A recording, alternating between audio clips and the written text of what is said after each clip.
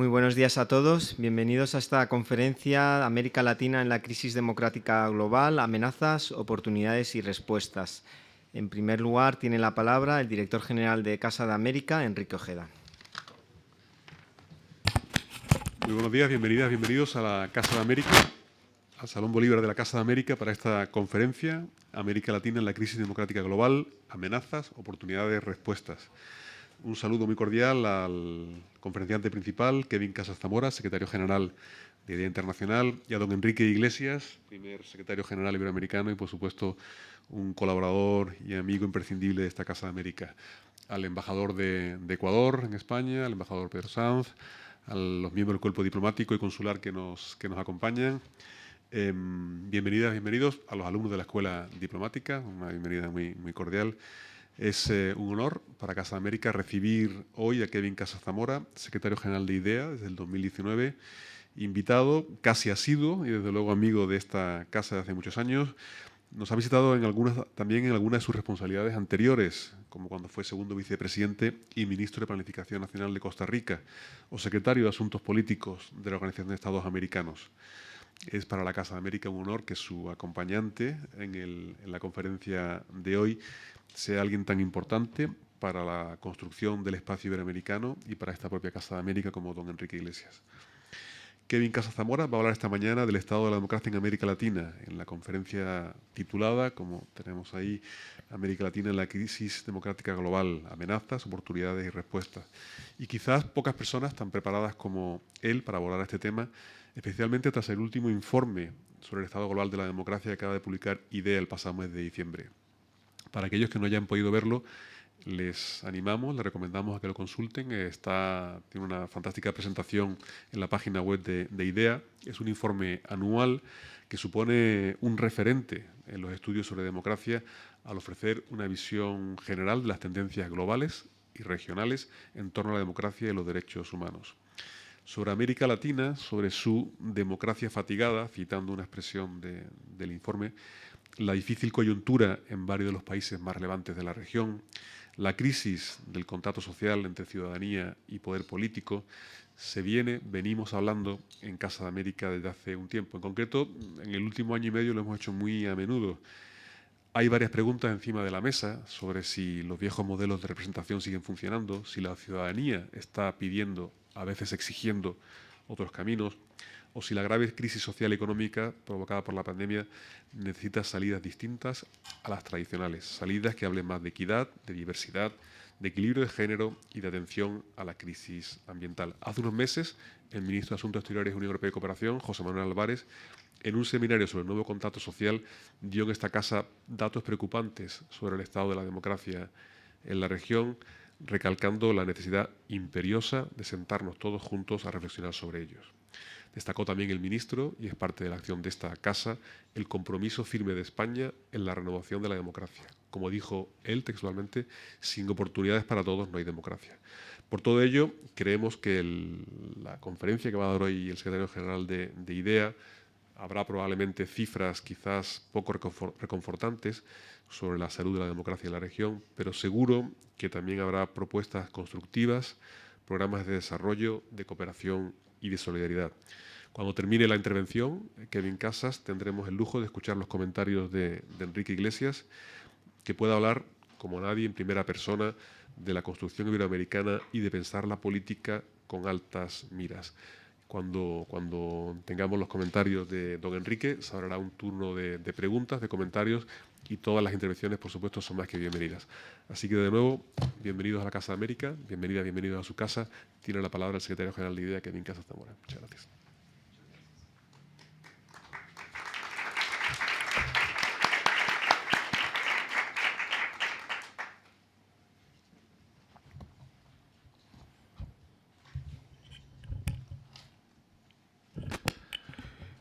Muchísimas gracias al embajador Ojeda por tan amable introducción. Muchísimas gracias a todos ustedes por estar aquí esta mañana. Como decía Enrique, he tenido la buena fortuna de estar aquí algunas veces y nunca deja de maravillarme no solo la belleza de este lugar, sino la función que cumple, porque realmente este es uno de los lugares mejores que hay en el mundo para discutir América Latina, que es lo que vamos a hacer acá en este rato, pero también para discutir esa relación intensa, profunda que existe entre España y nuestra región. Así que la verdad que siempre lo siento como un privilegio el estar en esta casa que ya siento como si fuera mía. Y debo decir además que francamente me llena de orgullo compartir este espacio con don Enrique Iglesias. A don Enrique le profeso una profunda admiración, como tantos otros.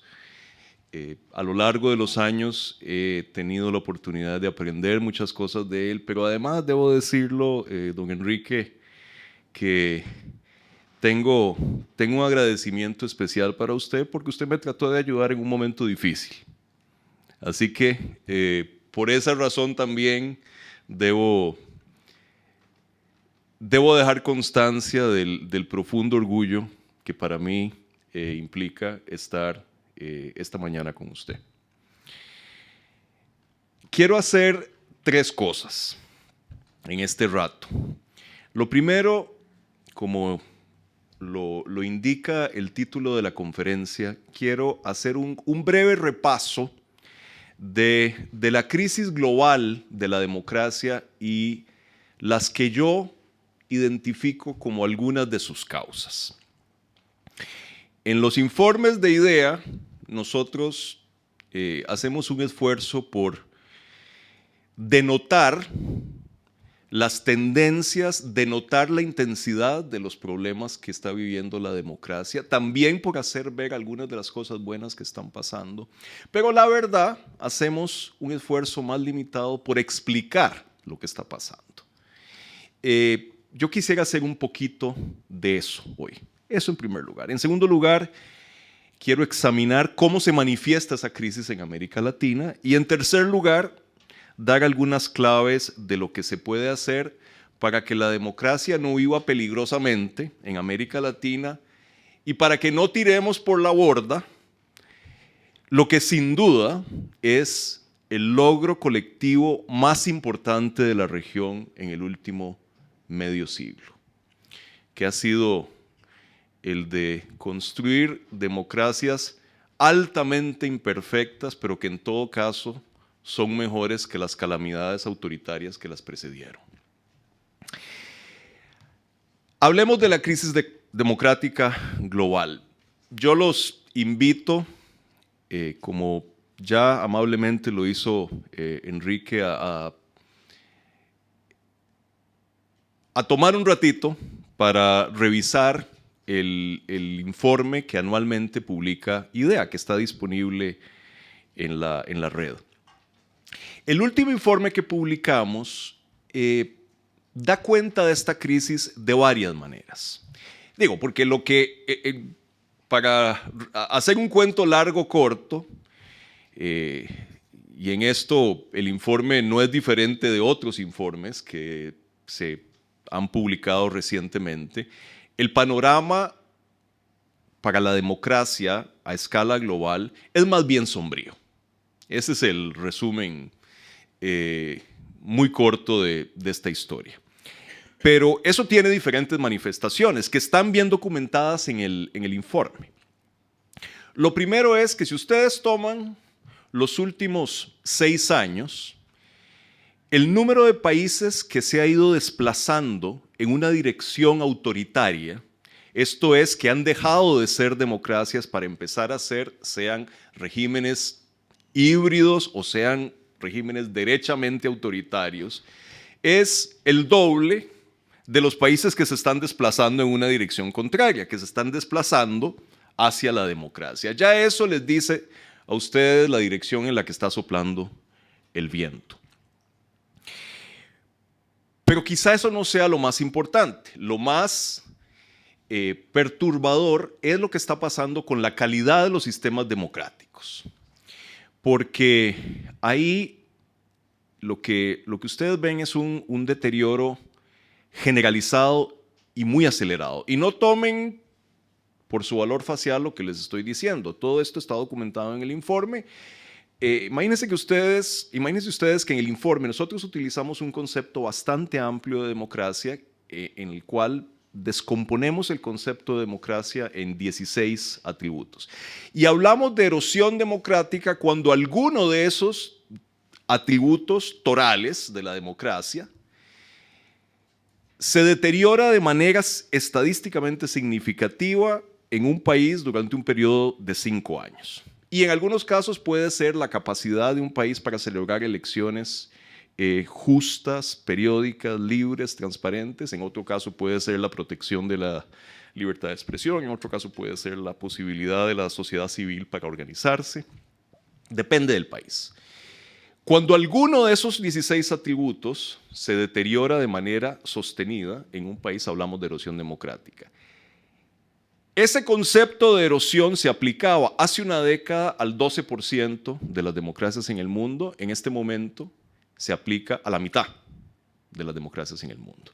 Eso les dice no solo cuán extendido es el deterioro de la calidad de la democracia, sino cuán rápido ha avanzado el proceso. Pero si a eso ustedes le añaden que hay una forma particularmente insidiosa de erosión democrática, que es esto que vemos en muchos países que es lo que en inglés se llama democratic backsliding, que alude a estos procesos en los cuales gobiernos casi siempre democráticamente electos empiezan a subvertir de manera deliberada y sostenida los principios centrales de la democracia y las instituciones de la democracia. Ese proceso, ese tipo de erosión, ha llegado a afectar a países cada vez, ha llegado a afectar no solo muchos países, sino países cada vez más grandes y más influyentes, países como la India, países como Brasil y quizá de manera más preocupante que cualquier otro, el caso de Estados Unidos. De manera que ya en este momento, cuando ustedes suman la población, la proporción de la población que vive en regímenes derechamente autoritarios, las que viven en regímenes híbridos y los que viven en democracias que están en proceso de franco deterioro, estamos hablando de un 70% de la población mundial. Entonces, ahí ya ustedes ven lo ominoso de las tendencias que estamos viendo. Ahora, cada vez que yo explico esto, y podría dar un montón de detalles y un montón de cifras, siempre hay algún cristiano que hace la pregunta inevitable, bueno, ¿por qué está sucediendo esto? Y esta es la pregunta del millón. Y no es una pregunta que sea de respuesta fácil. Después de pensar mucho sobre esto, a mí se me ocurren algunas causas que pueden explicar por lo menos una parte importante del fenómeno. Hay un primer grupo de causas que yo las describiría diciendo que la polis democrática se nos está deshilachando. Las comunidades democráticas se están fragmentando de una manera que creo que debilitan su resistencia frente al embate autoritario. ¿A qué me refiero? Me refiero, por ejemplo, a la polarización desbocada que estamos viendo en tantos y tantos y tantos países. A la propensión a ver a nuestros adversarios políticos como enemigos que no comparten ningún proyecto común con nosotros. Esa es una cosa que le estamos viendo, la vemos de manera muy ostensible en Estados Unidos, la vemos aquí. ¿Cuántos años llevan ustedes hablando de, ustedes usan un término muy de usted, la crispación? Bueno, este país ha vivido crispado desde hace no sé cuántos años, ¿no? La vemos en mi propio país, en Costa Rica, lo vemos en Brasil, en tantos y tantos países. Hay un impulso centrífugo que está dañando mucho a la convivencia democrática, pero ese no es el único impulso centrífugo, el de la polarización. Polarización, dicho sea de paso, que cuando uno hace referencia a ella es imposible no pensar en el papel que están jugando las redes sociales, las campañas de desinformación y todas estas cosas. Pero no es el único impulso centrífugo. Tenemos otro, acaso más poderoso, que es el de las brutales desigualdades que están minando internamente nuestras democracias. Es muy difícil construir un proyecto común en presencia de las desigualdades que la pandemia no hizo sino agudizar. Y a esto hay que sumarle que los instrumentos que tuvimos siempre para agregar demandas, para agregar preferencias, están en un estado comatoso. Y aquí estoy pensando en los partidos políticos, que eran el instrumento por excelencia para agregar demandas fragmentadas. No tengo que insistir, si quieren podemos hablar después de cuando empecemos la discusión de la crisis profunda en la que están los partidos políticos en todas partes, muy notoriamente en América Latina. Entonces hay una serie de factores que están deshilachando internamente a las sociedades democráticas. Hay un segundo grupo de factores que yo llamaría, digamos, como la pérdida de confianza en las instituciones democráticas. Una pérdida de confianza que tiene varias manifestaciones. Por un lado, la percepción generalizada de que las democracias, que los sistemas democráticos no están respondiendo de manera adecuada, de manera eficaz, a demandas y expectativas sociales crecientes. Hay un proceso en el cual las expectativas sociales de bienestar están creciendo a una velocidad brutal con respecto a las capacidades de los estados para garantizar el acceso a derechos fundamentales en los que se traducen muchas de esas expectativas sociales. Esa brecha crece todos los días. Y en esa brecha, señoras y señores, se albergan monstruos. Porque es en esa brecha donde proliferan los discursos populistas que ofrecen cerrarla de manera muy sencilla. Ahí hay un problema grande, que es el tema de la percepción de que no se está respondiendo a las demandas sociales. Y a eso hay que sumarle un factor que tiene una incidencia brutal en esto de la pérdida de confianza en las instituciones, que nosotros lo vemos, digo, mal que bien, IDEA opera globalmente y lo vemos en todas partes en la plenitud de su efecto tóxico, que es la corrupción y la percepción de corrupción, que es en muchos casos un problema real y que en otros casos se convierte en un atajo intelectual para interpretar, para explicar muchos de todos los otros problemas que están ocurriendo en una democracia. Se explica de manera muy sencilla y muy fácil de entender para todo el mundo como un resultado de la corrupción. Como quiera que sea, la corrupción está teniendo un impacto demoledor en la legitimidad de las instituciones democráticas. A esos dos grupos de factores yo le sumaría un tercero, que es que el entorno internacional para proteger la democracia se ha vuelto muy inhóspito. Digo, el precio que pagan los autócratas o quienes quieren ser autócratas hoy es mucho menor que el que pagaban hace una generación. Y eso está sucediendo en un momento en el que a escala global a la democracia le han salido competidores creíbles en términos de que hay otros sistemas de gobierno que se presentan ya como una competencia explícita al modelo democrático liberal. Eso no sucedía hace 30 años, ahora sí. Y esos competidores son varios, digo, lo puede uno ver de manera más clara en el caso de China, la combinación de algo que se parece a una economía de mercado con brutal represión política, pero también lo ve uno en estos modelos híbridos que han proliferado que ofrecen una semblanza de formalidad democrática con una práctica que no es nada democrática y que en muchos casos es capaz de asegurar niveles adecuados de bienestar. A la democracia le han salido competidores. Entonces, el resultado de toda esta historia, para resumirlo, es algo así como lo siguiente. Me parece que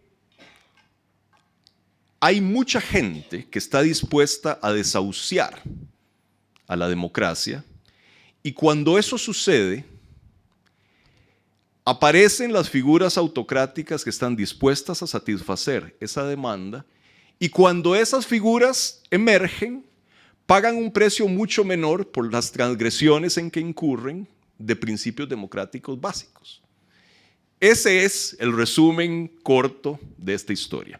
Una implicación, y una implicación importante de esta historia, es que la suerte de la democracia, si lo que estoy diciendo es cierto, la suerte de la democracia, el futuro de la democracia, no se va a definir ni en Beijing ni en Moscú. La suerte de la democracia depende de una lucha de la democracia contra sí misma, de una lucha de la democracia por renovarse, por volver a ser relevante en la vida de la gente. Y esto me parece que es muy importante, particularmente en un momento en que me parece a mí, nos están arrastrando a una lucha geopolítica definida por un clivaje entre las democracias y los autoritarismos. La cosa no es tan sencilla. La cosa no es tan simple como decir que la forma de proteger la democracia es enfrentarse a Beijing. Es mucho más complicado que eso. Ojalá fuera así. A ver, y con esto entro en la segunda parte de la presentación. Todo esto que acabo de decir tiene reverberaciones en América Latina. ¿En qué consisten los problemas de la democracia en América Latina como yo los veo? Bueno, lo primero es que al igual que siempre que hablamos de América Latina, y esto ustedes que regularmente asisten a presentaciones y a discursos y conversaciones sobre América Latina lo saben bien, pintar con brocha gorda en el caso de América Latina siempre es desaconsejable. La verdad es que esto es como con la situación de la democracia en América Latina, sucede aquello que con lo que inicia Tolstoy una de sus novelas, ¿verdad? Que es que Tolstoy decía que las familias felices todas se parecen, las familias infelices cada una lo es a su manera. Bueno, con las democracias en América Latina sucede algo parecido, porque la verdad es que la crisis de la democracia se manifiesta de manera muy diferente en diferentes países. Digo, los problemas de Venezuela y Nicaragua tienen muy poco que ver con los del resto de la región. La intensidad, sobre todo, de esos problemas es muy distinta. En los países del norte de Centroamérica, bueno, la gravitación del problema de violencia y de inseguridad ciudadana es muy grande, de manera distinta al resto de la región. No sé, en el caso de Colombia, el legado del conflicto armado sigue muy presente y sigue definiendo las conductas políticas en el país. Entonces, cada país tiene su propia especificidad. Y a esto hay que añadirle que cuando hablamos de la crisis de la democracia en América Latina, la pura verdad es que estamos empaquetando cosas diferentes en una misma bolsa. Y la pura verdad es que hay diferentes aspectos de la democracia en América Latina, ya no solo países, sino aspectos de la democracia que se comportan de manera distinta. En América Latina, para empezar, y este es un dato que no hay que perderlo de vista, las elecciones funcionan en general. Y eso quedó muy claro en el curso de la pandemia. En el tiempo de la pandemia, prácticamente todos los países de América Latina fueron capaces de celebrar elecciones robustas y creíbles de buena manera. Prácticamente todos. Y en algunos casos definidos por márgenes realmente muy estrechos. Ese es el ámbito, sin duda, en el que la el proceso de construcción de instituciones democráticas en América Latina ha avanzado más por mucho. Otras instituciones representativas claramente no andan tan bien.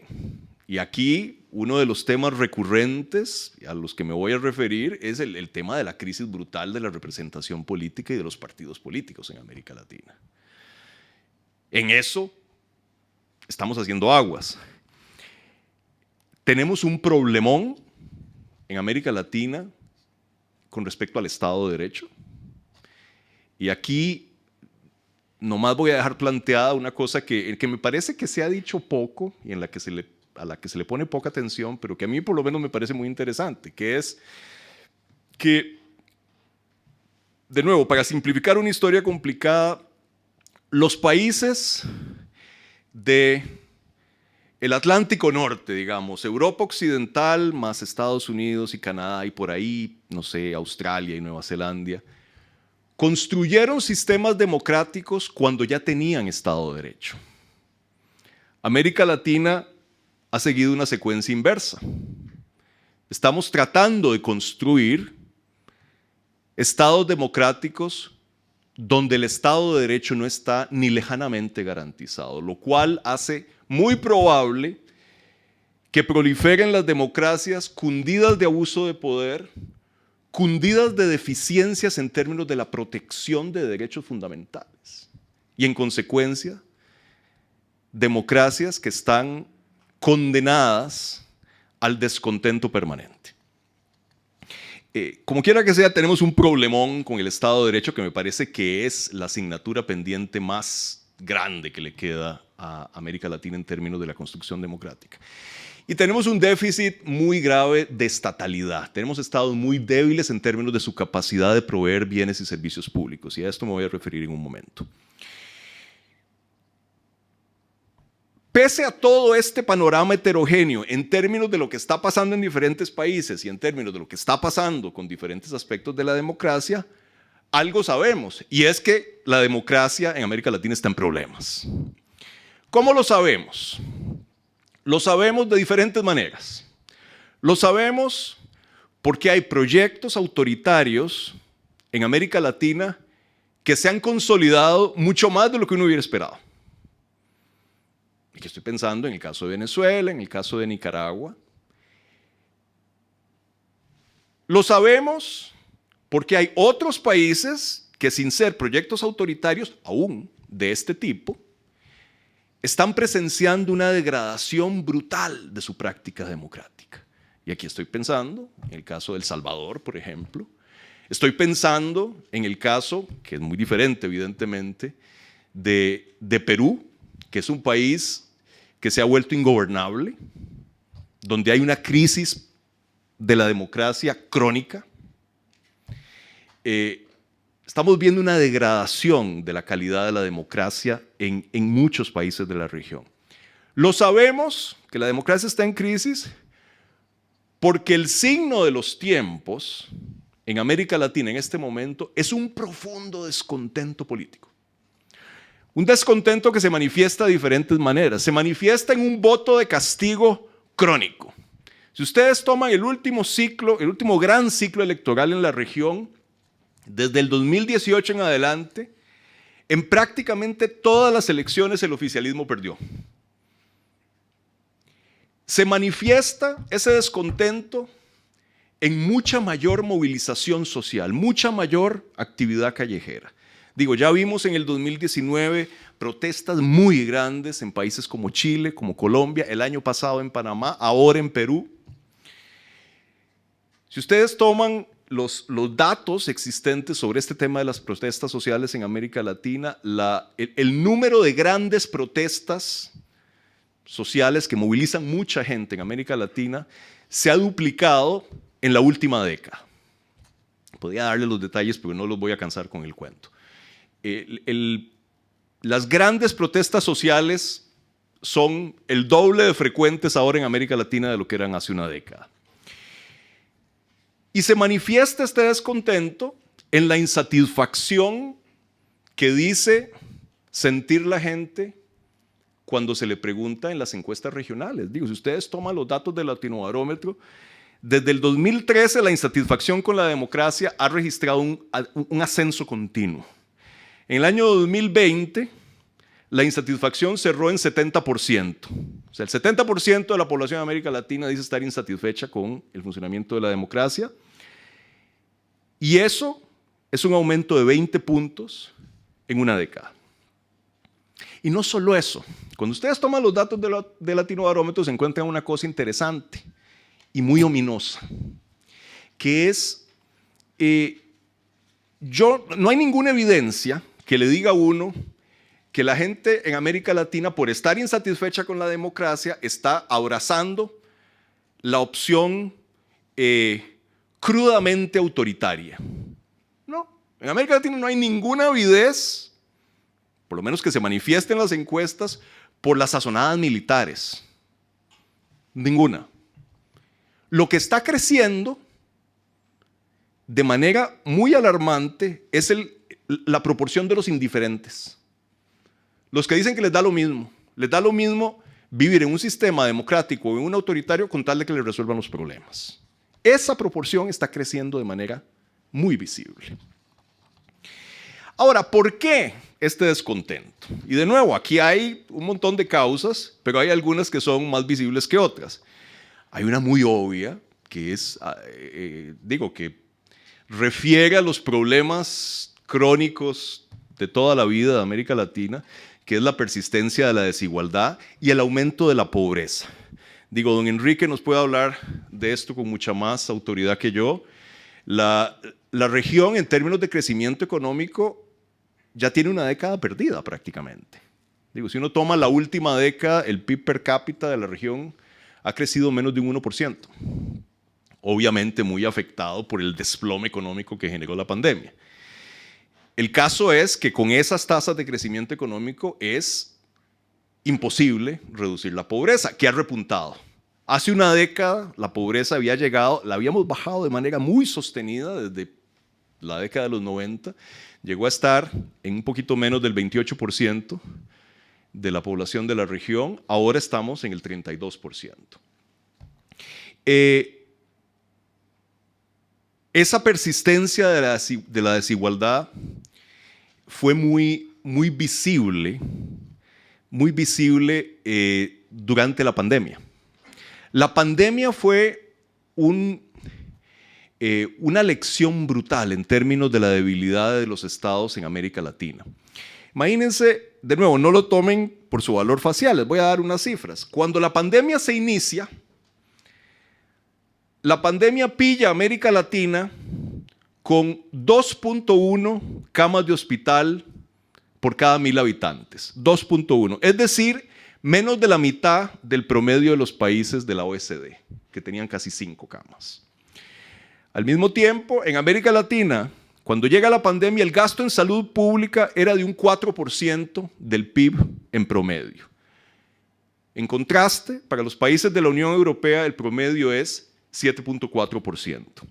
La pandemia encontró a América Latina con estados sumamente débiles en términos de su capacidad para proveer bienes y servicios públicos de calidad. A eso se suma una percepción generalizada de iniquidad. No es solo que la abrumadora mayoría de la población, arriba de un 80%, estima como injusta la distribución de la riqueza, sino que amplias mayorías rechazan que exista la igualdad de oportunidades, 2/3 partes, que prevalezca la aplicación igualitaria de la ley, casi 3/4 partes, o que sea equitativo el acceso a los servicios públicos de justicia, salud, educación, en todos los casos arriba del 70%. Y el dato más alarmante de toda esta historia, que a mí me parece que explica muchísimo de lo que está pasando en América Latina, de nuevo tomado del Latinobarómetro, resulta que 3/4 partes de los latinoamericanos y latinoamericanas están convencidas de que se gobierna para el beneficio de unos cuantos grupos poderosos y no para el beneficio de la sociedad en su conjunto. Eso explica mucho. ¿Cómo se construye legitimidad democrática en una situación de este tipo? A esto se le suma, al tema de la persistencia de la desigualdad y al aumento de la pobreza, se le suma un segundo problemón al que ya aludí, que es la debilidad del Estado de Derecho. Y ahí el tema de la corrupción juega un papel fundamental. La corrupción que en esto ha cambiado. Hace algunos años, y no los voy a cansar con el cuento, hace algunos años me tocó hacer una investigación para el BID sobre los escándalos de corrupción reciente, y una de las cosas interesantes que apareció es que la verdad, cuando ustedes revisan las mediciones de corrupción existentes, no han cambiado sustancialmente en las últimas 2 décadas en América Latina, con todo lo imperfecto que es el ejercicio de medir la corrupción. Digo, más o menos las cifras son las mismas, las percepciones son las mismas, pero ha cambiado la tolerancia social a la corrupción. La población en América Latina se ha vuelto mucho menos tolerante frente a la corrupción, y eso se agudiza en una época de bajo crecimiento económico. En época de bajo crecimiento económico, la factura política que se le pasa a los actores políticos cuando incurren en casos de corrupción es mucho mayor. Y eso es lo que hemos vivido en la última década en América Latina. Y el otro gran problema relacionado con el Estado de Derecho tiene que ver con la inseguridad ciudadana y la violencia. Os digo, con solo el 9% de la población mundial, la región concentra una tercera parte de los homicidios dolosos a nivel mundial. Y aquí, nada más lo voy a dejar mencionado, a mí me resulta particularmente interesante y particularmente perturbador lo que está pasando en El Salvador. Porque El Salvador es un caso que muestra de manera muy ostensible cómo hay una proporción altísima de la población que está dispuesto a sacrificar a pagar cualquier precio en términos de institucionalidad democrática con tal de que le resuelvan el problema de violencia. A cualquier costo. Y finalmente,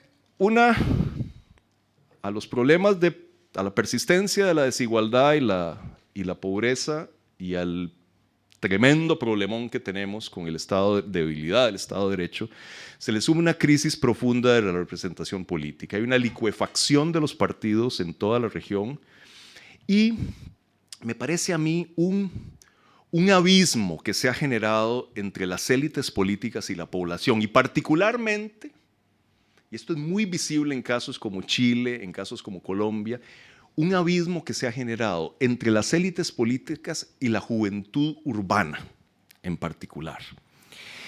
Y en esto, hay que decirlo, de alguna manera, los sistemas políticos de América Latina son un poquito víctimas de su propio éxito, porque la verdad es que cuando uno ve los niveles educativos en América Latina, los niveles de desarrollo humano han crecido casi sin parar en las últimas 3 décadas. Entonces, de alguna manera, hemos generado una juventud juventudes suficientemente educadas para la contestación política, pero no suficientemente educadas como para convertir a nuestras economías en economías altamente productivas. No estamos ni aquí ni allá.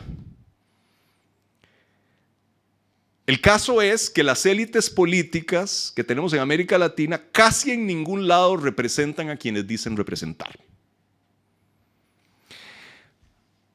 ¿Hacia dónde vamos ahora? ¿Hacia dónde ir ahora? Con esto llego a la última parte de lo que tengo para decirles.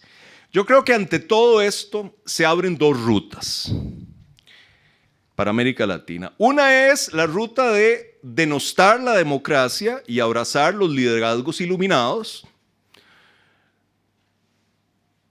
los Bukeles, los Bolsonaros y algunos otros que andan por ahí, que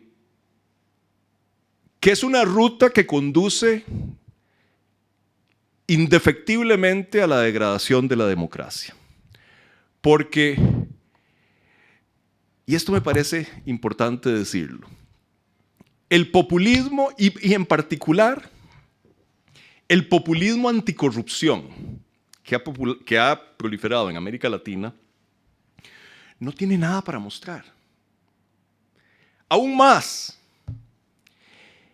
Ese tipo de liderazgos nacidos del populismo anticorrupción terminan precisamente debilitando aquellas instituciones que son más necesarias para luchar contra la corrupción. Terminan comiéndose la independencia judicial, terminan comiéndose la libertad de prensa, terminan comiéndose la capacidad de la sociedad civil para exigir, para demandar cuentas. Todo lo que hace falta para luchar si realmente nos interesa contra la corrupción. La otra vía es la vía de la transformación gradual de nuestras instituciones, de la renegociación del contrato social por la vía del diálogo político y social. Y esa es una vía ejemplificada con todos los problemas y todos los defectos que ha tenido el proceso por Chile. Diga, el caso de Chile, podemos discutir hasta mañana de todos los problemas que ha tenido, pero hay que señalar un mérito, y un mérito indiscutible, que es que en una situación de enorme efervescencia social, los chilenos apostaron por institucionalizar la solución a ese conflicto. Y les ha costado y les está costando muchísimo, pero apostaron por las vías institucionales. Ese diálogo, esa ruta de diálogo debe acometer, me parece a mí, algunas tareas impostergables si nos interesa apuntalar la gobernanza democrática en la región. Lo primero, urge proteger a toda costa la celebración de elecciones periódicas, libres y transparentes, que es, como lo decía, sin duda el área más exitosa del desarrollo democrático de América Latina. Y ese avance está bajo riesgo, porque ya son varios los países donde las autoridades electorales creíbles, robustas, competentes, están bajo fuego político por parte de los gobiernos respectivos.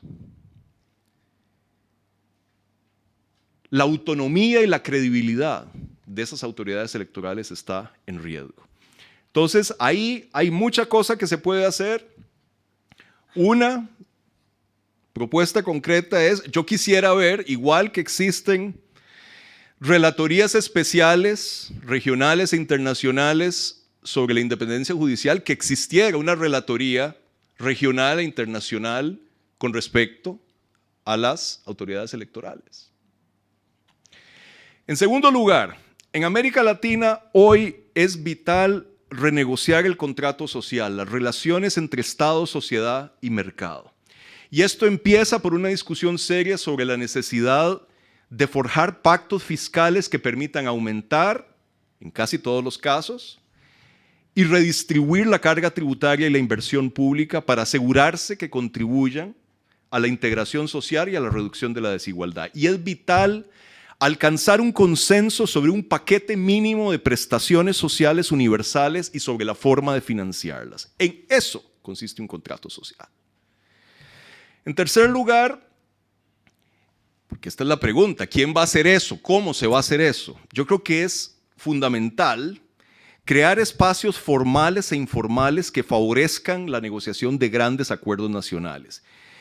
A ver, que la renegociación del contrato social sea necesaria no significa que sea inevitable o sencilla. Digo, vamos a preguntar a los chilenos si es sencilla.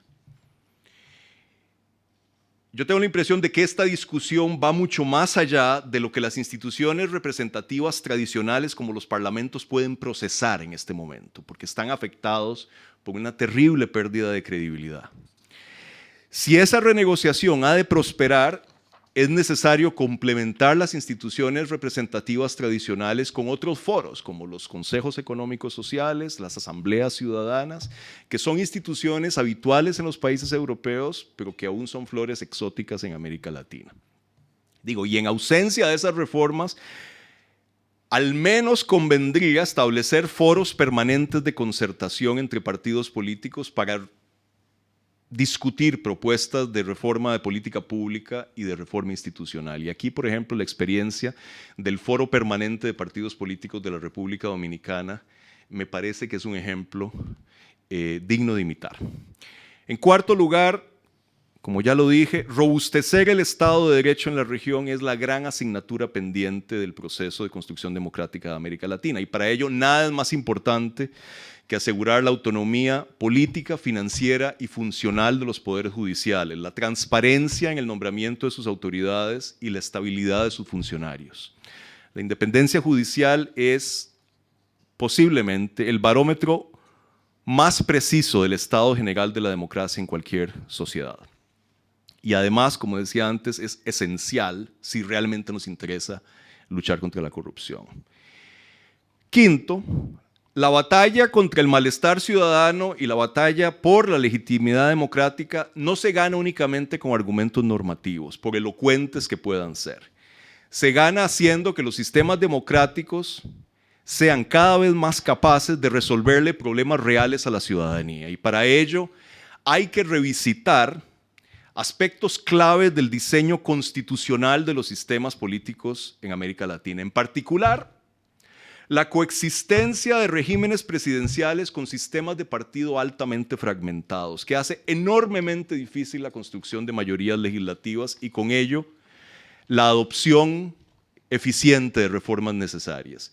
Igual tenemos que prestarle atención a la reforma de la administración y la gestión pública, como la consolidación del servicio civil, la atracción de gerentes públicos capaces, la coordinación interinstitucional y la digitalización de servicios. Todas estas tareas, que son aparentemente técnicas, son esenciales para que las instituciones democráticas entreguen bienes y servicios públicos de calidad a la ciudadanía. Son esenciales, esto es, para que el contrato social se manifieste en la práctica y la legitimidad democrática pueda ser fortalecida. Estas son tan solo algunas de las tareas que es necesario acometer para que la democracia en América Latina no continúe viviendo peligrosamente.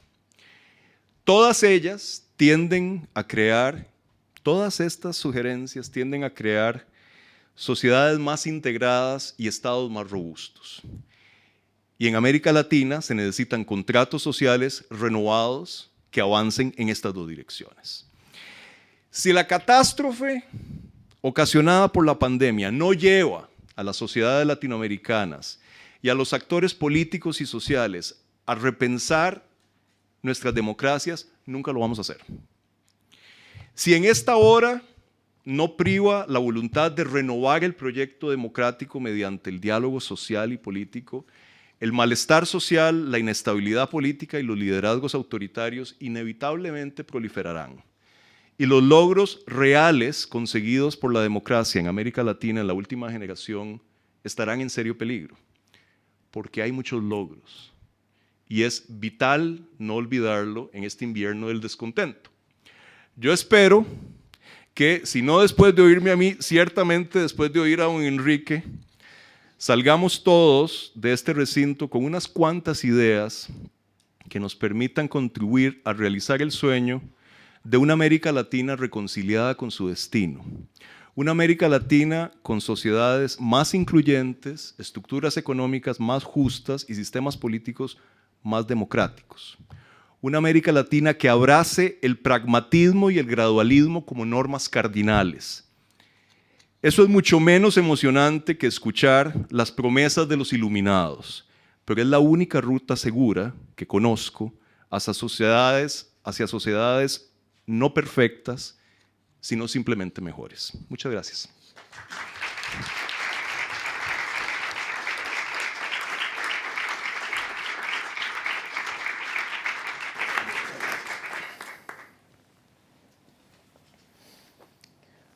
Para mí es un gran placer estar y oír esta magnífica exposición de mi querido amigo Kevin. Nos conocemos hace muchos años y tengo un gran respeto y admiración por su posición como intelectual y como político en su país y ahora al frente de una gran organización internacional. En todo esto, ciertamente, su calidad humana y su formación han sido factores muy importantes que yo respeto y admiro. Muchas gracias. Creo que esta institución que él dirige ahora, es una institución muy importante, en el sentido que más de 30 países, 34. 34 países se organizan para analizar la evolución de la democracia, analizar sus potencialidades, sus fracasos y la necesidad de vitalizar la dinámica de lo que ha sido y sigue siendo el gran modelo de convivencia que hemos creado en el mundo. Ha dado una conferencia muy integral, es muy difícil agregar nada a esto, pero sí tomar por lo menos 2 o 3 puntos que en la visión latinoamericana del tema, cuando uno baja, como ha hecho él, a la realidad latinoamericana, para mí son muy relevantes. El primer tema, tenemos una democracia que se extendió, con muchos defectos, pero se extendió en toda la región, y hoy está sintiendo serias crisis y problemas. Yo creo que nos quedamos, si me cayó algo ahí atrás. Sí. ¿Está bien así? Sí. Varias cosas que hoy en América Latina nos preocupan especialmente a esa democracia con la cual hemos crecido y hemos construido a lo largo de varios años. El primer tema que yo te diría que me impresiona es el de la crisis de los partidos políticos. Yo creo que el primer gran problema es el suicidio de los partidos políticos. Los partidos políticos en muchos países literalmente se han suicidado o se han silenciado. Han perdido vigencia para administrar el proceso. Y esto es muy grave, porque democracia sin partidos no existe. Alguna tendencia que anda por ahí de querer hacer democracia con la sociedad civil es una linda ilusión, pero no es práctica. Lo que importa es que haya partidos que organicen la sociedad civil, recojan sus aspiraciones y las pongan en práctica en una función de gobierno. Para mí el tema del suicidio, como digo, de los partidos políticos es un hecho que me parece de una enorme importancia porque, como digo, sin democracia sin partidos no existe. Es la esencia del funcionamiento del sistema democrático, es el funcionamiento de los partidos. Y ahí hay un tema, cada país los tiene en su forma, pero han desaparecido partidos. En algunos países desaparecieron del escenario político, en otros casos se silenciaron. Entonces, de alguna forma, para mí ha sido uno de los grandes temas que están detrás de esta crisis que hoy estamos viviendo y que él señaló muy bien. El segundo gran tema es el de la revolución de las expectativas. Los últimos 75 años del mundo, la llamada Pax Americana, del fin de la guerra hasta la gran pandemia, han sido años de una enorme importancia. Yo me atrevería a decir que han sido los años más brillantes de la humanidad en términos de conquistas sociales, políticas y económicas y científicas. 75 años, la población demoró 2.500 años para subir a 2.500 millones de personas. Estamos en 70 años pasó a triplicarse, por empezar. Pero en todo lo demás ha habido una verdadera revolución de conquistas económicas y con eso también de revolución de las expectativas de la gente a partir de la riqueza de los medios de comunicación y de información que a veces sobreabundan, pero existen y generan un estado de expectativas que ciertamente en muchos casos se intenta llenar, pero en muchos casos generan crecientes frustraciones. Particularmente las clases medias hoy están frustradas, tienen miedo respecto a los que están arriba de no poder seguir subiendo y los que están debajo de ir para atrás. Ese tipo de inseguridad es una realidad que está en general en muchos de los países de las clases medias. Y ese es un tema que desde luego desafía al funcionamiento de la democracia y le genera problemas de supervivencia.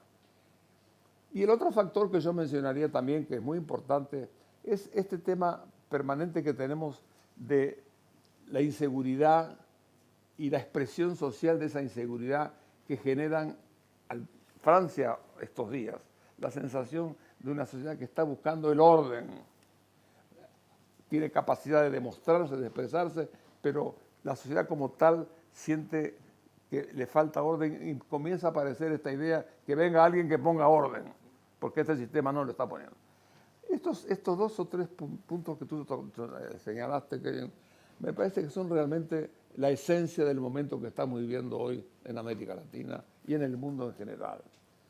Yo, antes de entrar a la salón, te estaba comentando que independientemente de cualquier otra consideración, esta dinámica de los hechos son cosas reales a las cuales hay que atender y que están detrás del proceso. Las últimas recomendaciones que tú hiciste de lo que habría que hacer en un gobierno ordenado para defender la democracia me parecen extremadamente pertinentes.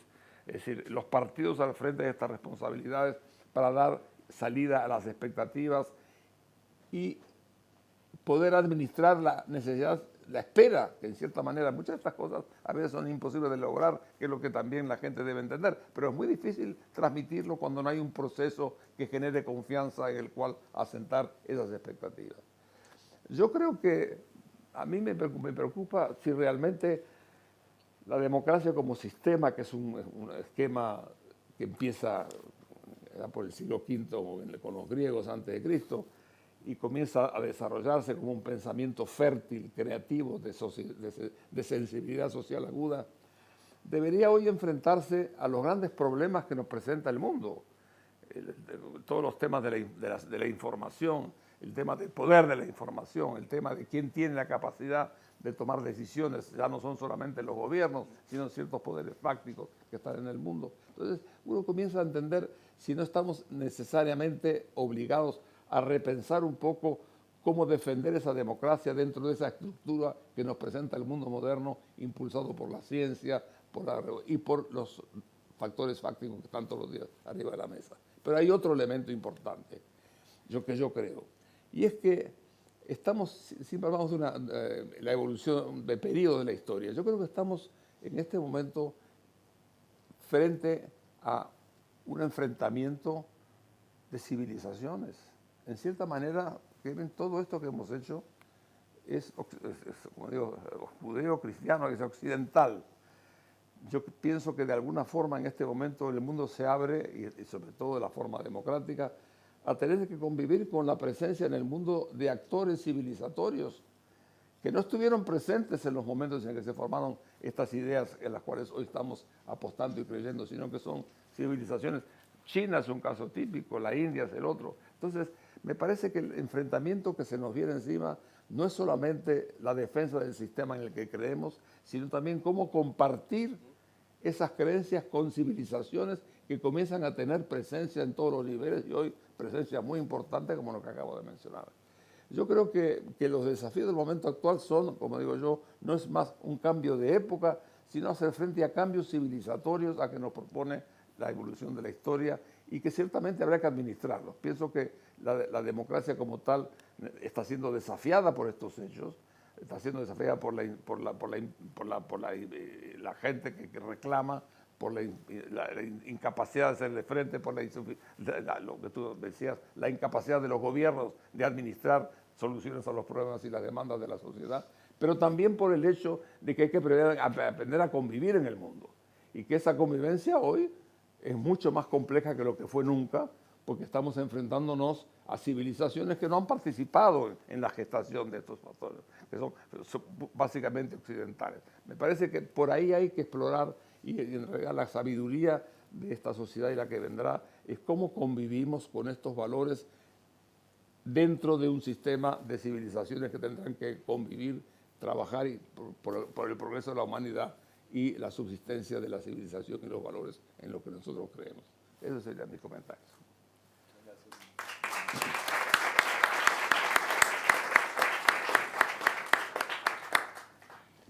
Creo que ahora está bien. ¿Cómo le hacemos? Abrimos el...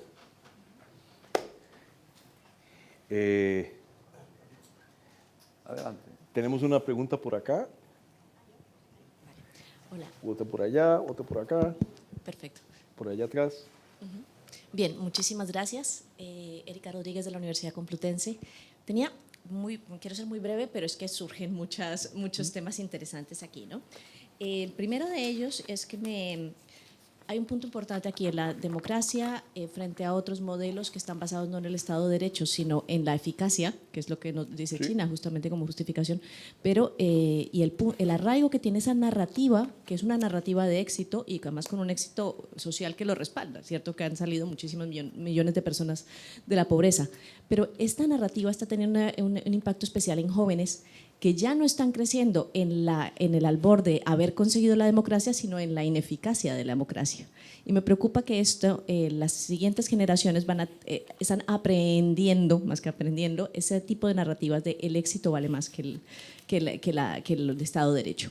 Y no veo claramente dónde podemos apuntar para que los jóvenes, digamos, que puedan construir una visión positiva de la democracia. Sería el primero. El segundo es el rol de los militares. Porque claro, decimos, ya no está el albor del militarismo para hacer golpes de Estado, pero sí vemos a militares respaldando gobiernos civiles cada vez más, gestionando crisis y además un poco también aprovechando de esa sensación de que los militares son más eficaces en la gestión y por tanto cuando están ahí detrás en la foto hacen parecer más eficaz al gobierno, más ordenado, más transparente. Y esto tiene un riesgo alto, primero porque esto no es gratuito y en segundo lugar porque justamente abre la puerta a las medidas de mano dura y a la pérdida de Estado de Derecho. Y finalmente un tema importante es que hablaba del contrato social y a mí tengo un punto frente a ese contrato social porque no es solamente una ruptura arriba-abajo y especialmente en América Latina es una ruptura horizontal. Porque las clases medias, esas de que don Enrique señalaba, ¿no? Tienen miedo, no solo tienen miedo de las expectativas insatisfechas, no solamente tienen miedo de lo que vino con el proceso globalizador, sino que tienen miedo de sus vecinos. Hay unas rupturas sociales muy profundas, además muy alimentadas por la sensación de inseguridad en América Latina, que necesitan ser solventadas para poder escribir ese contrato social nuevamente. Entonces, y en Chile yo creo que es un buen ejemplo, ¿no? Pasamos de la ruptura arriba abajo, de las grandes manifestaciones, pero luego el proceso nos ha demostrado que hay muchas rupturas horizontales dentro de la sociedad. Perú es otra sociedad que muestra muchas fracturas de ese tipo y esas son mucho más difíciles de coser porque son unas fracturas que se han venido alimentando mucho tiempo y creo que ahí, digamos que sí que necesitamos medidas, no sé si en ese sentido. Y finalmente es cómo hablar con los otros, ¿no? Cómo hablar con los autoritarios, porque al final de cuentas hemos visto que cerrar la puerta no funciona del todo. Es cierto que tiene menos costes ser autoritario, pero ¿qué hacemos? ¿Qué hacemos frente a los autoritarios y cómo construir ese diálogo que don Enrique plantea con regímenes que no van a caminar rápidamente en el mismo camino que les propongamos? Ya está. Gracias. Tal vez tomemos unas cuantas, tal vez unas 3 y después podemos hacer otra. Aquí hay una allá, otra atrás y otra acá. Buenos días, buenas tardes. Bueno, mi nombre es Cristian Franco, soy concejal de Uruguay y estoy estudiando políticas en la UNED aquí en Uruguay. Bueno, en primer lugar me siento sumamente honrado y orgulloso de que nuestro ex canciller y presidente del Banco Central del Uruguay, don Enrique Iglesias, esté junto aquí con nosotros, porque recuerdo que en secundaria estudiamos el proceso cuando salimos de la dictadura y creo que don Enrique Iglesias es un símbolo para nuestro país de esa salida de la dictadura a la democracia y la representación de los partidos políticos en nuestro país. A mí me gustaría hablar de símbolos, más de cuestiones de países en particular, y fue el símbolo que mantuvo el presidente Lacalle Pou de Uruguay cuando fue a la asunción del presidente Lula, con la presencia del presidente Julio María Sanguinetti, con quien yo trabajo políticamente en Uruguay, pertenezco a su partido y a su línea política, y el expresidente José Mujica. También el libro que escribieron juntos el expresidente Julio María Sanguinetti con el presidente José Mujica.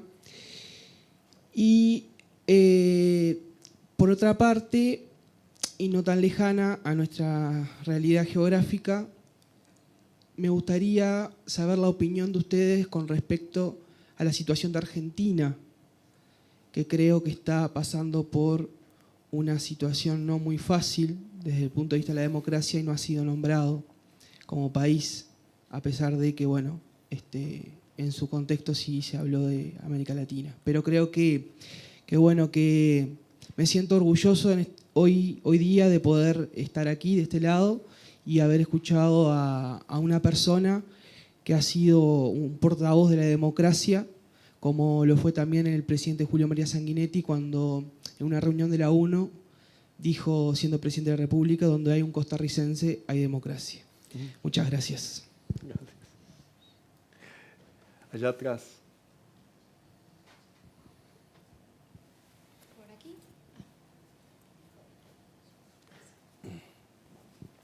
Muy buenos días a ambos. Muchísimas gracias. Don Kevin, mi nombre es Francisco Amado. Yo soy de Costa Rica, soy paisano suyo. Estoy estudiando acá en la escuela diplomática, me vine con algunos compañeros. Puntualmente, el responsable de la crisis democrática en América Latina no es un secreto y usted lo comentó. Más arriba, que no te Lo veo. comentó, es el abstencionismo. Entonces quisiera que nos hiciera un comentario en relación a eso. Muchas gracias. Gracias. Y finalmente una acá, por lo menos para esta primera ronda. Acá. Muchas gracias, Kevin y don Enrique, por la excelente presentación y comentarios.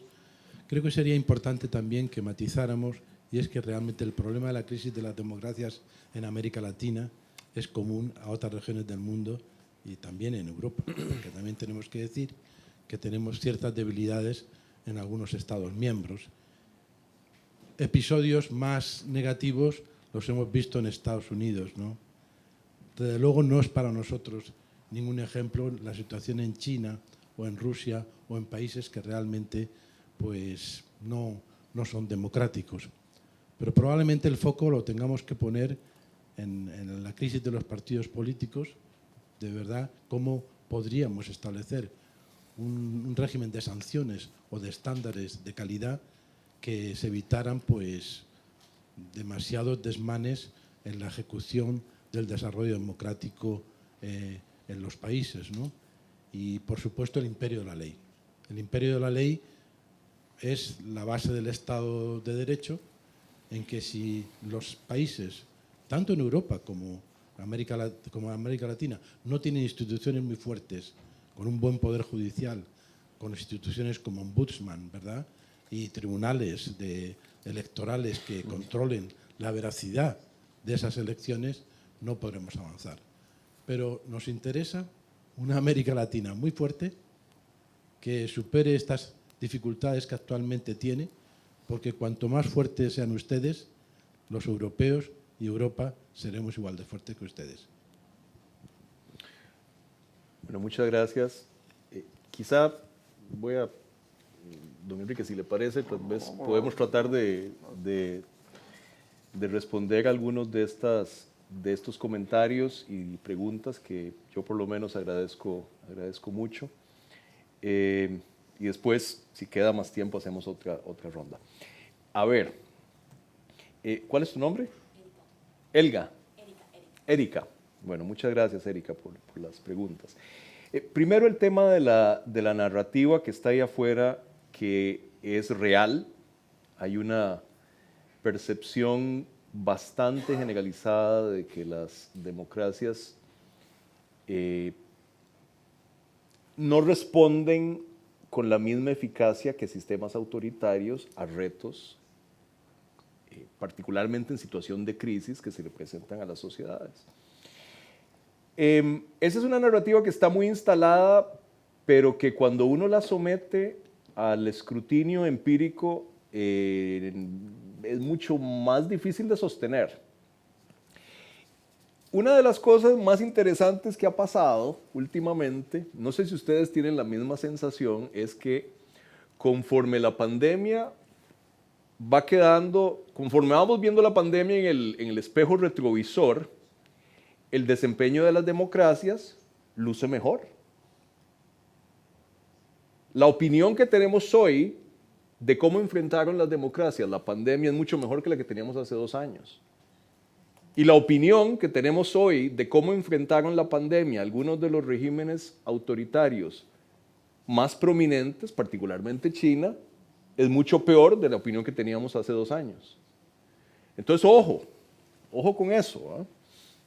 Ayer le decía yo a alguien que a mí a veces esto me recuerda un poco aquella frase, don Enrique, que se le atribuye a Winston Churchill sobre los americanos, que decía que los americanos siempre hacían lo correcto después de agotar todas las otras alternativas. Bueno, un poco lo mismo pasa con la democracia, ¿verdad? La democracia, digo, cuando funciona bien, termina haciendo más o menos lo correcto después de un proceso tortuoso.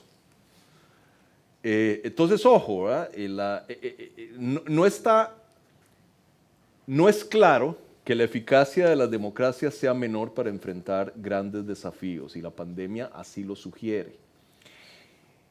Digo, y esto no es casual. Digo, hay causas muy, muy profundas para que esto sea así. Digamos, una de los grandes atributos de los sistemas democráticos es su capacidad de autocorrección,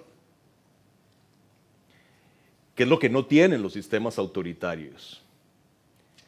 Digo, a ver, ustedes en una democracia, todos nosotros en una democracia, tenemos, si no nos gusta quienes nos están gobernando, sabemos que dentro de 4 o 5 años vamos a tener la posibilidad de deshacernos de los que están gobernando y cambiar, con un poco de suerte, el curso de las políticas públicas que no nos gustan. Estar en un sistema autoritario es un poco como jugar a la ruleta, ¿no? Uno puede tener suerte y por ahí le toca a Lee Kuan Yew manejando el negocito, manejando el chiringuito. La mayoría de los sistemas autoritarios no son como Singapur. Entonces, lo más probable es que uno no tenga tanta suerte y le toque Idi Amin. Y termine uno encerrado en la habitación con Idi Amin sin poder salir a ninguna parte. Y sin ninguna posibilidad de corregir el curso de la política pública. Esa es la diferencia. Entonces, que las democracias estén probando que son, en algunos sentidos, mejores para enfrentar una crisis, está relacionado con atributos muy centrales del sistema democrático que lo hacen superior a las alternativas autoritarias.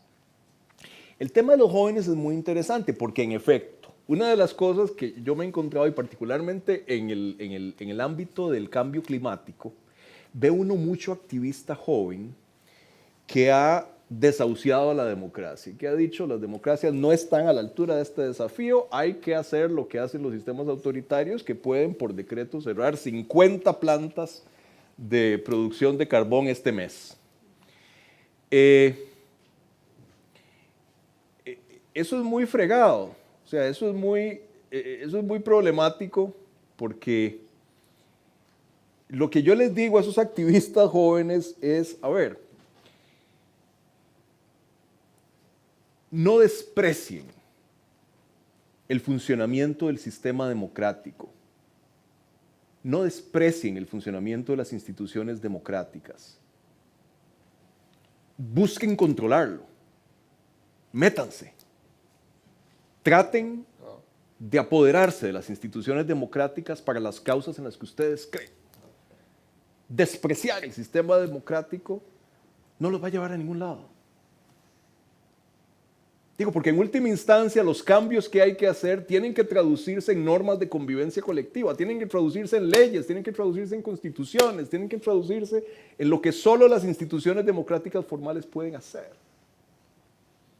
Entonces, ojo con eso, porque la verdad que el tema este de la narrativa, a mí me parece que esa es una batalla que las democracias pueden pelear.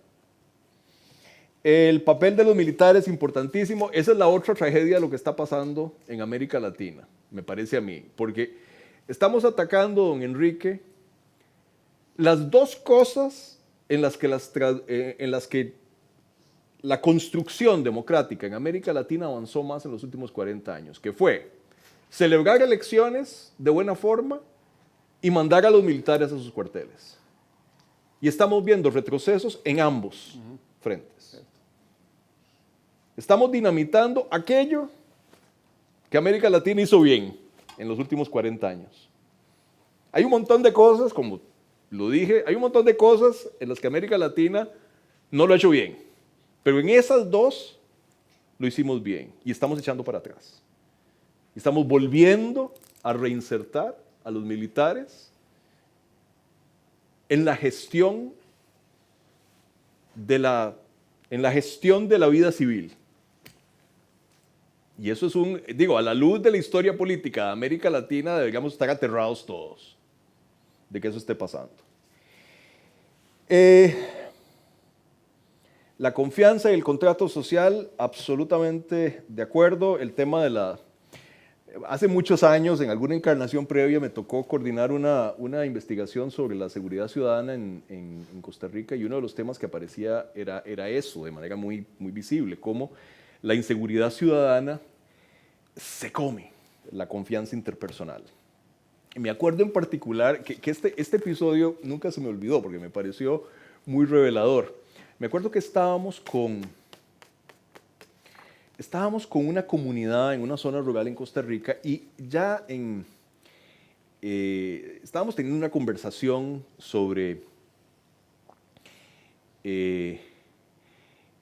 en ese momento se llamaban los grupos de seguridad comunitaria, que era una iniciativa que había iniciado el Ministerio de Seguridad Pública en Costa Rica para organizar a las comunidades, organizarlas de una buena manera, digamos, no con, qué sé yo, no con vigilantismo ni cosas de estas, sino organizarlas para prevenir la delincuencia.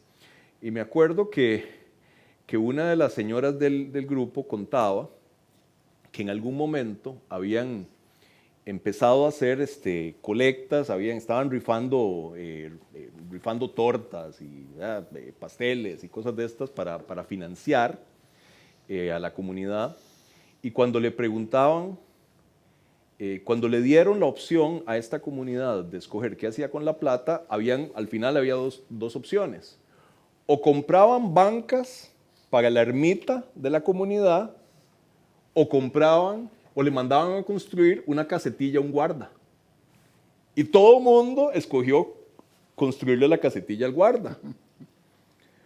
O sea, en vez de crear espacios de convivencia, lo que la gente busca es seguridad.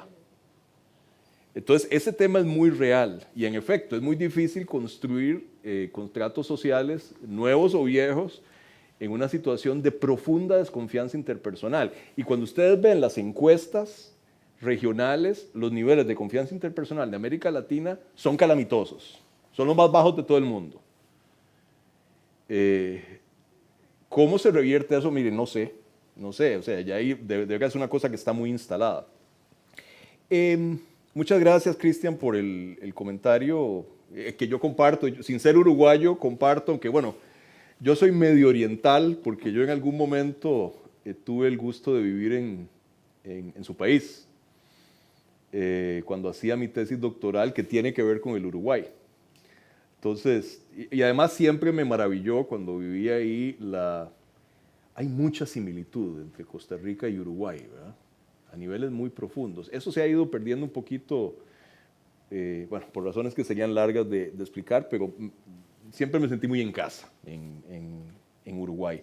Y yo comparto, porque yo sentí exactamente lo mismo cuando vi la decisión del presidente Lacalle Pou de viajar a la toma de posesión de Lula con Sanguinetti y con Mujica. O sea, aquí está de la manera más clara posible por qué a Uruguay le está yendo bien y al resto de la región no.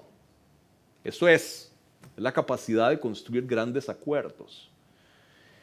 Y además, dicho sea de paso, debo decirlo, me parece una genialidad desde el punto de vista del marketing del país. Es una genialidad, porque es una forma de transmitir el mensaje: aquí hay capacidad de alcanzar acuerdos, aquí hay continuidad de las políticas públicas, que es una cosa importantísima para los inversionistas. Entonces, totalmente de acuerdo, pero más que todo es realmente una manifestación ostensible de por qué a Uruguay le está yendo bien, al resto de la región no. Muchas gracias a mis compatriotas por estar acá, lo agradezco muchísimo. El tema del abstencionismo, yo creo que ahí, a ver, es variado el cuadro. Es variado el cuadro. O sea, esa es una cosa que nos preocupa mucho a los costarricenses y por muy buenas razones. A nosotros se nos ha caído la participación política de manera muy visible, ¿no? Hemos perdido en las últimas 2 décadas 20 puntos de participación política. Y eso realmente quizás sea la manifestación más visible del deterioro del sistema político en Costa Rica. No es la única, pero es una muy visible. No es lo mismo en todo lado. En parte, hay que decirlo, y esa es una discusión interesante en sí misma, porque en muchos países de América Latina existe el voto obligatorio. Y ojo, es la única región casi donde hay voto obligatorio, ¿verdad? El voto obligatorio es una cosa muy, muy rara en otras regiones. En América Latina no, hay unos cuantos países que lo tienen. Uruguay. En Uruguay, por ejemplo. Digo, y si ustedes me preguntan, si puede no tuitee sobre esto, ¿verdad? Pero yo creo... No, tuitee si quiere. Mire, yo creo que el voto debería ser obligatorio, figúrese. Yo creo que el voto debería ser obligatorio. O sea, es parte de ese contrato social del que estamos hablando. Igual que uno pague impuestos, debería llegar a la urna a votar. Si quiere, vote en blanco. Eso es. O anule el voto, o haga lo que quiera. Pero preséntese a votar. Es muy poquito lo que se le exige a la gente. Entonces yo creo que debería ser obligatorio. Y yo me acuerdo que, yo no sé si usted lo llegó a conocer, a don Juan José Echeverría Brilli, exministro de Seguridad. Bueno, ya es que en Costa Rica todo es muy chiquito, ¿no? Todos nos conocemos, como en Uruguay. Todos nos conocemos, ¿verdad? Y don Johnny Echeverría una vez me dijo una idea que me pareció genial, que es, nosotros tenemos un documento, la cédula de identidad, que uno lo usa para todo. O sea, sin eso uno no funciona. Y que tiene una vigencia limitada, tiene una vigencia de 10 años. Y uno lo saca hoy, bueno, y se expira dentro de 10 años. Don Johnny tenía la idea de que todas las cédulas de identidad vencieran el día de la elección. Entonces, que uno tuviera que presentarse a votar para recoger la cédula de identidad. A mí me parece una solución genial. Fantástico. Lo que le quiero decir es que el tema del abstencionismo es un síntoma de deterioro, pero es un problema que afecta a Costa Rica porque nosotros no tenemos en la práctica, pese a que la Constitución lo enuncia así, en la práctica no tenemos voto obligatorio. Entonces nos afecta de manera muy especial, pero no afecta de manera igual a todos los países. Ahora, hay que ponerle atención. Digo, ese es uno de los síntomas de que la democracia ha dejado de hacer una diferencia en la vida de la gente. Al menos en el caso nuestro, eso es lo que ha hecho que haya una clara, por lo menos en estos últimos 10 o 15 años, una clara fractura, y esa fractura ha hecho que salgan nuevos actores, que esos actores están siempre en un matiz. Es uno de los problemas, sin duda. Es uno de los problemas, y eso sí se lo admito sin duda. Muchas gracias por la pregunta, de todas maneras. El último punto a tu pregunta, y es un gusto verte de nuevo después de tantos años. A ver, yo creo que una de las características de lo que estamos viendo, y esto es muy importante tenerlo claro, es que la crisis que estamos viendo de los sistemas democráticos es una crisis global. O sea, esa idea que antes prevalecía de que, bueno, los problemas de la democracia son problemas de las democracias, son problemas de las democracias jóvenes y son problemas de las democracias pobres. Eso ya no es así. Digo, de manera muy clara, basta ver lo que ha pasado en Estados Unidos, basta ver lo que está pasando con flamantes miembros de la Unión Europea. Digo, los problemas de la democracia son globales. Y la respuesta en consecuencia debe ser global también. Yo celebro, por ejemplo, que la Unión Europea esté tomando este tema de manera muy seria. El plan de acción de la Unión Europea sobre la democracia y los derechos humanos es un documento importante y es un esfuerzo importante, cuya eficacia depende en parte de la coherencia del mensaje, ¿no? De que, digo, la gente no es tonta allá afuera y lo primero que les señala es, bueno, está bien, o sea, ustedes vienen a hablarnos de democracia, pero ustedes tienen que reconocer que tienen problemas muy graves a lo interno.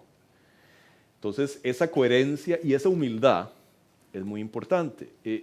Y aquí marco el tema de la humildad. Le contaba yo a don Enrique antes de entrar acá, ya se nos está yendo el tiempo, ya con esto voy a terminar. Le contaba yo a don Enrique antes de entrar acá que me tocó ir hace poco como parte de mis labores en IDEA a la India.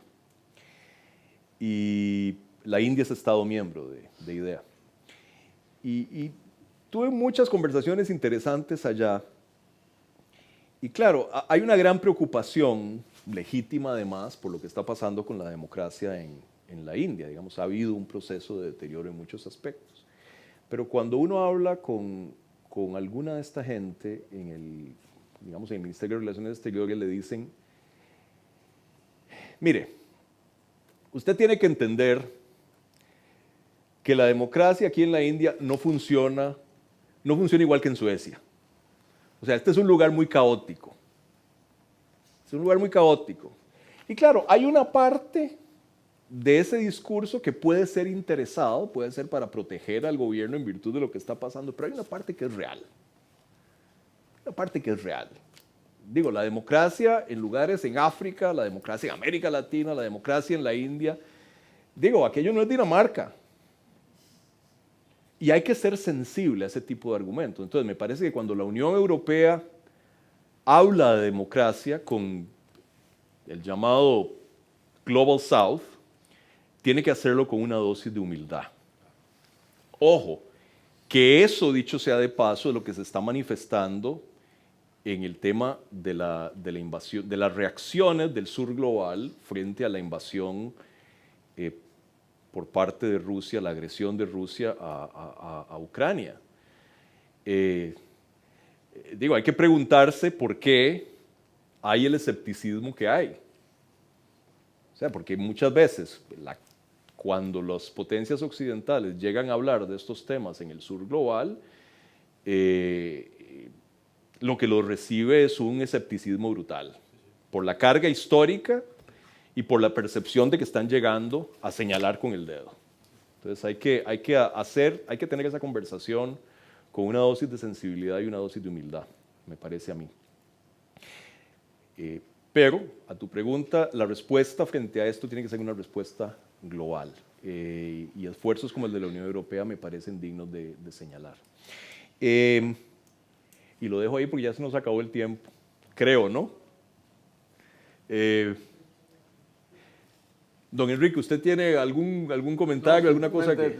Para cerrar, decir que ha sido muy, muy importante las exposiciones que has hecho, tu experiencia. La situación de América Latina es preocupante. Yo insisto que es fundamental la reforma de los partidos políticos para acomodarse a las nuevas realidades. Es muy importante que se modernicen en todo sentido. Y sobre todo que haya una conciencia de que realmente las cosas están cambiando a un ritmo que nos supera a todos. La democracia también tiene que ser consciente de esto y que hay que adaptarse. Pero yo creo que algunas de las cosas que tú dijiste han sido muy importantes, particularmente el tema del voto obligatorio. Pues lo menos que puede hacer un ciudadano es ir a votar cada 5 años, aunque vote en blanco, pero tiene que votar. En Uruguay es así. Y lo mismo, la otra cosa es que el grado de civilidad en la relación entre los partidos es también importante.